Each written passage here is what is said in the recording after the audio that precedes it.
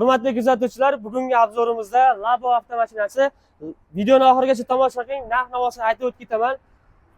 Labo mashinamizga polniy sendvich paneli ustunoka qilib berganmiz. 7,5 sm qalinligidagi 50 plotnostli sendvich paneli bo'ladi. Yon tomonidan yashillar ustunoka qilib berdik, kulish rankerat narsalarni solib berishga.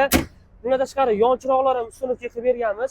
Orqa tomonidan ko'rsatib o'tib ketaman. Orqa tomoni qulflanadigan ruchkalardan bo'ldi, darvozasi polniy.